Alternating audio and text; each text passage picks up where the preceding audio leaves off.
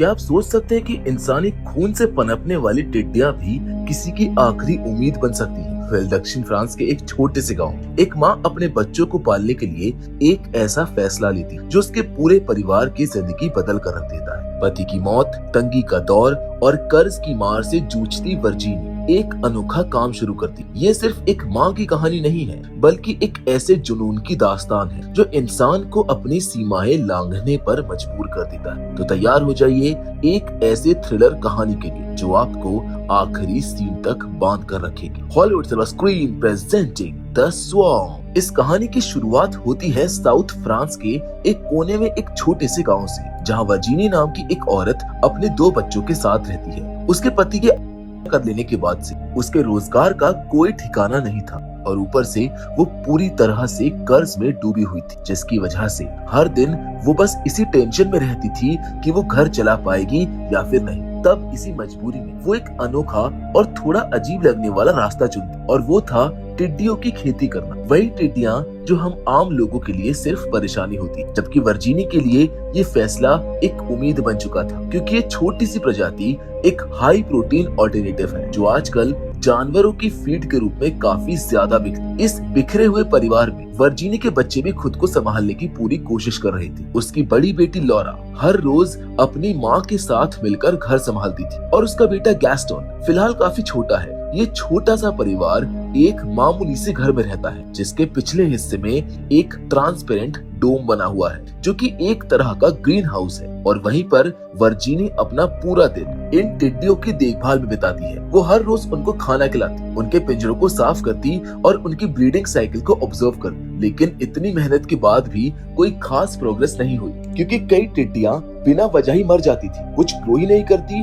और अंडे तो जैसे वो देती ही नहीं थी, जिसको देखकर दिन ब दिन वर्जीनी की टेंशन बढ़ती जा रही थी। वो हर दूसरे दिन ऑनलाइन फार्मिंग ग्रुप्स में जाकर मदद मांग और नए तरीके ढूंढने की कोशिश करती, पर इसके बावजूद टिड्डियों की पैदावार में कोई सुधार नहीं आ रहा था। अब ऐसे ही एक सुबह वर्जीनी ने लॉरा को गैस्टोन के साथ उसकी फुटबॉल प्रैक्टिस पे जाने के लिए कहा, लेकिन वहाँ पर कुछ लड़के इस बात पर लॉरा का मजाक उड़ाते हैं कि उसकी माँ टिड्डियां पालती। वैसे तो लॉरा चुपचाप उनकी बातें सुन रही थी, पर उसका चेहरा साफ बता रहा था कि उसे इससे काफी बुरा लग रहा था। वहीं वर्जीनी ने आज से 6 महीने पहले क्लाइंट से टिड्डियों की एक बड़ी सप्लाई देने का वादा किया था, पर इसके बावजूद आज तक उसका ये ऑर्डर पूरा नहीं हो पाया। और जब वो क्लाइंट आकर देखता है कि वर्जीनी के पास बस थोड़ा सा ही स्टॉक रेडी है, तो वो वर्जीनी को एक लास्ट वार्निंग देकर वहाँ से चला जाता। अब उसी शाम लॉरा ने घर आकर अपनी माँ से ये पूछा कि वो ग्राहक इतने गुस्से में क्यों था, जिस पर वर्जीनी ने कहा कि कुछ भी ठीक नहीं चल रहा है।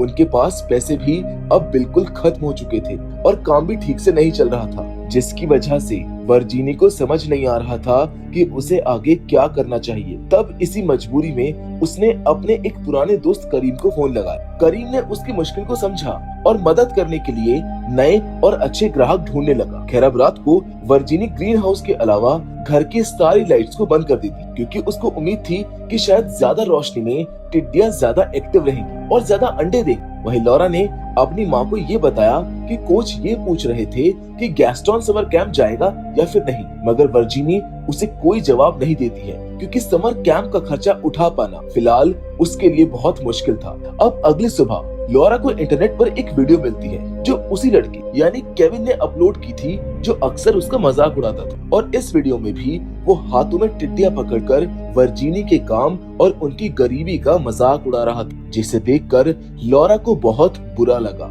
अब उसी दोपहर जब लॉरा अपनी माँ के साथ कुछ टिड्डियां पैक कर रही थी, तभी गैस्टोन ने एक टिड्डी उठाई जो उसके हाथ की पुरानी चोट के पास बैठ गई और धीरे धीरे उस चोट से खून चूसने लगी, जिसको देखकर गैस्टोन हैरान रह गया और थोड़ी देर बाद वो अपनी माँ को इसके बारे में बताने लगा। मगर उस वक्त काम में बिजी होने की वजह से वर्जीनी उसकी बातों पर ध्यान नहीं देती। खैर अब इसके थोड़ी देर बाद वर्जीनी अपने दोनों बच्चों के साथ एक ग्राहक को टिड्डियां देने के लिए मॉल जाती, लेकिन वर्जीनी जब मॉल के अंदर थी तभी वहाँ पर लॉरा ने केविन को देखा, जो इस बार भी लॉरा की माँ का मजाक उड़ाता है और उसके पिता के बारे में भी काफी बुरा बोलता है। मगर इस बार गुस्से से भरी लॉरा सीधा केविन के मुंह पर मुक्का मार देती है, जिसके बदले में केविन भी लॉरा को एक थप्पड़ जड़ देता है। लेकिन तब तक वर्जीनी ने वहां पहुंचकर उनकी लड़ाई को बीच में ही रोक दिया। मगर घर पहुंचकर लॉरा गुस्से से चीखते हुए कहती है कि रोज रोज सब मेरे ऊपर हंसते हैं,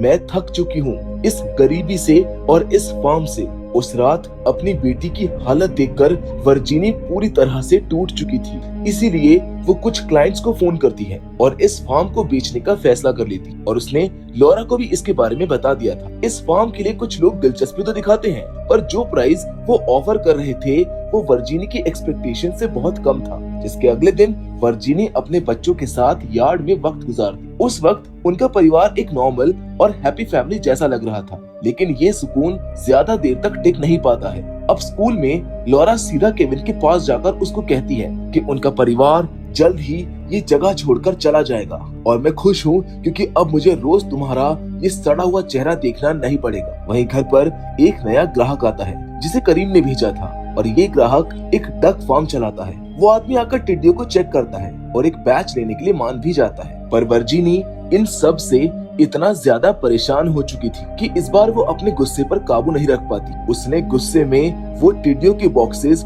गाड़ी से निकालकर सीधा जमीन पर फेंक दिए, जिससे वो सारे बॉक्सेस टूट जाते हैं और वो उस ग्राहक को भी अपने घर से निकल जाने को कहती। जिसके बाद गुस्से में भरी वर्जीनी ग्रीन हाउस में आकर वहाँ रखे क्रेट्स को तोड़ने लगती है, जिसके दौरान अचानक से उसका पैर फिसलता है और वो जमीन पर गिरकर बेहोश हो जाती है। मगर जब थोड़ी देर बाद उसे होश आता है तो वो पूरी तरह से हैरान रह जाती है, क्योंकि वर्जीनी के हाथ पर हुए जख्म से बहुत सारी टिड्डियां उसका खून पी रही थी। तब उसने जल्दी से उन टिड्डियों को हटा दिया, पर इन सब से वो काफी ज्यादा डर चुकी थी। मगर इसके बावजूद उसने अपने बच्चों को कुछ नहीं बताया। अब उसी रात वर्जीनी करीम से मिलने जाती है, जहाँ उसने करीम को बताया कि डक फार्म वाले ग्राहक ने उसके साथ चालाकी करने की कोशिश की थी, पर भले ही वो डील कैंसिल हो चुकी है, लेकिन अब मुझे भी सच में तुम्हारी मदद चाहिए। जिस पर करीम का कहना था कि शायद अब तुम्हें इस फार्म को छोड़कर एक रेगुलर जॉब शुरू कर देनी चाहिए। लेकिन इन सब के बाद जब वर्जीनी घर वापस लौटती है तो अचानक से उसका ध्यान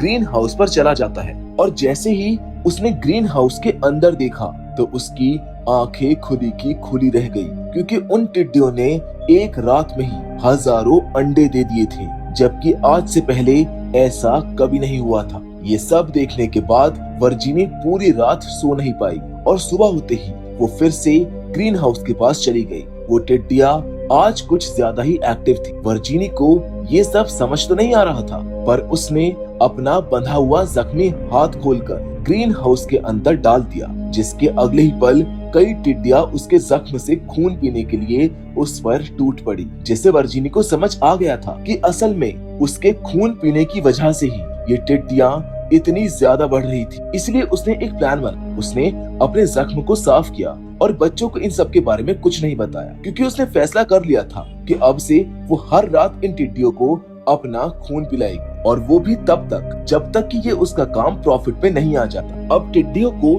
इतना तेजी से बढ़ता हुआ देखकर वर्जीनी ने एक और ग्रीन हाउस खरीद लिया और करीम ने उसे असेंबल करने में उसकी मदद की। और शाम को जब लॉरा और गैस्टन स्कूल से वापस आए तो गैस्टन ये सब देखकर काफी खुश था, पर लॉरा के चेहरे से खुशी जैसे गायब हो गई, क्योंकि ये फार्म अब बिकने के बजाय बढ़ने लगा था। अब उसी रात डिनर के वक्त गैस्टन एक्साइटमेंट से लॉरा को एक टिड्डियों का डिब्बा दिखाता है, जो कि ऐसे हिल रहा था जैसे टिड्डियां उसके अंदर से बाहर आने की कोशिश कर रही हो। पर लॉरा उस बॉक्स पर जोर से हाथ मारकर उन टिड्डियों को मार देती है, जिसके बाद उसने गुस्से से अपनी माँ से ये कहा कि आपने तो कहा था कि ये सब आप छोड़ देंगी और हम एक नई शुरुआत करेंगे। जिस पर वर्जीनी ने उसको समझाने की बहुत कोशिश की, पर लॉरा ने उसकी एक नहीं सुनी और गुस्से में अपने कमरे में वो चली गई। अब इन सब के बाद उस रात फिर से वर्जीनी ग्रीन हाउस में जाती है, जहां आज उसने अपने कपड़े उतारकर अपने पूरे शरीर को उन टिड्डियों के हवाले कर दिया था, ताकि वो उसका खून पीकर और भी तेजी से बड़ी हो सके। जिसके बाद वो करीम से मिलने चली गई। करीम भी ये देखकर काफी हैरान था कि ये टिड्डियां इतनी तेजी से कैसे बढ़ रही हैं। जिसके बाद करीम के कहने पर वर्जीनिया फिर से उस डक फार्म वाले ग्राहक से बात करती और अगली सुबह वर्जीनी उसका ऑर्डर लेकर उसके फार्म पर पहुंच जाती है। और इस बार वो ग्राहक इतनी सारी टिड्डियां देखकर वर्जीनी से उनको खरीद लेता है। वर्जीनी का फार्म दिन ब दिन बहुत तेजी से बढ़ रहा था। इसीलिए उसने टिड्डियों को फीड करने के लिए बहुत सारे जानवरों का खून मंगवा लिया, क्योंकि इतने सारे टिड्डियों को खुद का खून पिलाना उसके लिए अब मुश्किल हो चुका था। अब टिड्डियों की बढ़ती तादाद की वजह से उनकी आवाज इतनी ज्यादा बढ़ गई कि लॉरा को आंगन में बैठने के लिए भी हेडफोन्स पहनने पड़ते थे, जिसकी वजह से वो इन सब से बुरी तरह से परेशान हो चुकी थी। लेकिन इसके बावजूद लॉरा ये जानती थी कि कुछ तो है जो वर्जीनी सबसे छुपा रही है। तब एक दिन जब लॉरा का दोस्त उससे मिलने आता है, तब लॉरा उससे वो हर बात शेयर करती है जो उसके दिल में। मगर जब वो अपने घर के आंगन में आए तो लॉरा उन टिड्डियों की आवाज से इतनी ज्यादा परेशान हो गई कि उसने गुस्से में ग्रीन हाउस में जाकर कुछ डोम्स को काट दिया। वर्जीनी उस वक्त किसी के डिलीवरी के काम से बाहर गई हुई और गैस्टन अपनी बकरी के साथ शांति से कार में बैठा हुआ था। मगर खून की प्यासी वो टिड्डियां जैसे ही डोम से बाहर निकली, वो सीधा गैस्टन की ओर बढ़ने लगी। लेकिन गैस्टन ने जैसे तैसे गाड़ी में छुपकर अपनी जान बचा ली। अब इसके थोड़ी देर के बाद जब वर्जीनी घर वापस आई तो गैस्टन ने उसे इन सब के बारे में बताया। उसने ये भी बताया कि टिड्डियों के हमले के बाद से उसकी बकरी कहीं नहीं मिल रही है। तब गैस्टन की बातें सुनकर उसने जब ग्रीन हाउस की हालत देखी तो उसको लॉरा पर बहुत गुस्सा आया, जिसके बाद वो गैस्टन के साथ उसकी बकरी ढूंढने के लिए निकल जाती है। लेकिन थोड़ी दूर पर उन्हें वो बकरी मरी हुई हालत में मिलती है, क्योंकि उन टिड्डियों ने उसका पूरा खून पी लिया था। अब इस हादसे ने वर्जीनी की टेंशन और डर को और ज्यादा बढ़ा दिया था। तब उसने चुपचाप उस बकरी की लाश को दफनाया और घर जाकर गैस्टन से बस इतना कहा कि मुझे तुम्हारी बकरी कहीं नहीं मिली, जिससे गैस्टन बहुत उदास हो गया।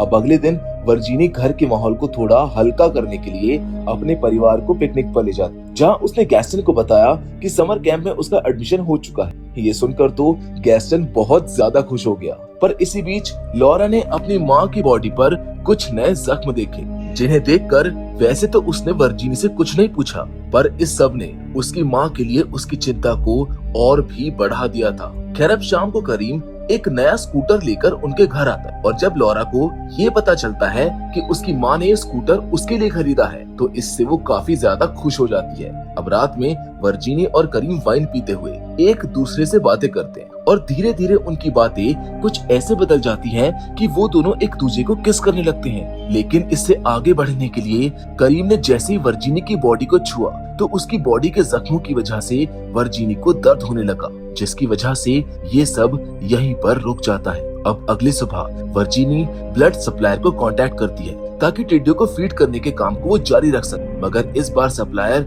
उसे लीगल पेपर्स और प्रूफ देने को कहता है। मगर वर्जीनी को डर था कि कहीं इससे उसका राज सबके सामने ना आ जाए, जिसकी वजह से वो इस डील को कैंसिल कर देती। तभी कंस्ट्रक्शन वर्कर नया डोम इंस्टॉल करने के लिए वर्जीनी के घर आता, लेकिन इसमें दिक्कत ये थी कि एक बड़े पेड़ ने उनका रास्ता रोका हुआ था, जो कि गैस्टन का फेवरेट पेड़ था। पहले तो वर्जीनी उस पेड़ को काटने का फैसला करती है, पर गैस्टन के बार बार रोकने पर उसने अपना फैसला बदल लिया, जिसकी वजह से उसे नए डोम की जगह बदलनी पड़ी। वहीं खून की कमी होने की वजह से टिड्डियां अब और भी ज्यादा भूखी और गुस्सैल हो गई थी। और तभी एक रात जब उनके पड़ोसी का कुत्ता गलती से उनके घर के पास आ गया तो वर्जीनी ने उसे टिड्डियों के हवाले कर दिया, लेकिन वो भी उनकी भूख को शांत नहीं कर पाया। इसीलिए वर्जीनी रात को घर से निकलने लगी और जंगल में भटक रहे आवारा जानवरों का शिकार करने लगी। वो उनकी बॉडी से टिड्डियों को फीड करती, इसके साथ ही वो अपने आप को भी काटती रहती ताकि टिड्डियों को ताजा इंसानी खून भी मिलता रहे। अब इसके थोड़े दिनों के बाद